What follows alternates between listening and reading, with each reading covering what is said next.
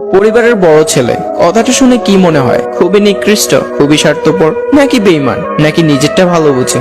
একটা সময় বড় ছেলেদের এমন কথাটা শুনে খুবই স্বাভাবিক। তারা তাদের বইয়ের কথা শুনে।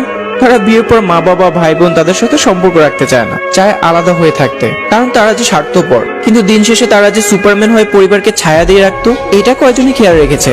একটা পরিবারের প্রতি পিতামাতার অবদান যেমন অতুলনীয়, ঠিক তেমনি বড় ছেলেদের অবদানও কিন্তু কম নয়। বড় ছেলে মানেই হলো অল্প বয়সে পরিবারের দায়িত্ব নিজের কাঁধে তুলে নেওয়া, সামান্য একটু রোজগারের জন্য হাসি মুখে অক্লান্ত পরিশ্রম করা, হাজার কষ্ট হলেও মুখে একরাশ হাসি নিয়ে বলা আমি ভালো আছি, নিজের সবটুকু বিলিয়ে দিয়ে প্রিয়জনদের মুখে হাসি ফোটানো, পড়াশোনার পাশাপাশি part time job, part time টিউশনি করে নিজের খরচ চালানো, পুরোনো শার্ট প্যান্ট পরে জীবনের একটি অংশ কাটিয়ে দেওয়া। বড় ছেলে মানে হলো জীবনে যত বাধা বিপত্তি আসুক না কেন কখনো ভেঙে না পড়া, প্রতিটা উৎসবে অনুষ্ঠানে নিজের পোশাক না কিনে আগে ছোট ভাই বোনদের কিনে দেওয়া, এবং তারপর অবশিষ্ট অর্থ যদি কিছু থাকে তাহলে নিজের জন্য কেনা, নিজে আনন্দ উল্লাস ত্যাগ করে বাবার কিছু টাকা বাঁচিয়ে দেওয়া, নিজের চাওয়া পাওয়া গুলোকে চাপিয়ে দিয়ে প্রিয়জনদের চাওয়া পাওয়া গুলোকে পূরণ করা। যে পরিবারের বড় ছেলে একমাত্র সেই জানে পরিবারের বড় ছেলেরা কিভাবে নিজের জীবিকা নির্বাহ করে। পরিবারের বড় ছেলের উপর অন্যরকম একটা দায়িত্ব থাকে।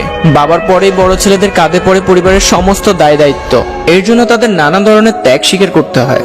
অথচ এত দায়িত্ব নীরবে পালন করা সত্ত্বেও একটা সময় তাদেরকে কটু কথা শুনতে হয়। পরিবারের বড় ছেলের কথাটা ছোট হলেও এর দায়িত্বটা অনেক বড়। বড় ছেলে মানে বাবার পরে দ্বিতীয় ছায়া। তারা কখনো হাসে না, তারা পরিবারকে হাসায়। বড় ছেলে মানেই অশিক্ষিত, তারা বেশি পড়ালেখা জানে না, কিন্তু ছোট ভাই বোনদের জন্য অক্লান্ত পরিশ্রম করে তাদের পড়ালেখার খরচ চালায়। বড় ছেলে মানে হেরে যাওয়ার পরেও নিজের চোখের পানি মুছে নিয়ে বাবা মায়ের সামনে গিয়ে তাদের সামনে এমন ভাবে কথা বলে যেন কিছুই হয়নি। পরিবারের বড় ছেলেদের দুঃখ কষ্ট বলতে কিছু নেই, কারণ সে তো জানে পরিবারের কাণ্ডারি। যদি সে ভেঙে পড়ে তাহলে পরিবার ভেঙে পড়বে। পরিবারের বড় ছেলেদের খারাপ মুহূর্তের কথা বলতে এসো না, কারণ তারা খুব হাড়ে হাড়ে এই সময়গুলো পাড়ি দিয়ে এসেছে। একটি মধ্যবিত্ত পরিবারের ছেলেরা যতটা বোঝার ক্ষমতা হয়, অন্য কোনো পরিবারের ছেলেদের সেরকম বোঝার ক্ষমতা হবেই না কোনোদিন।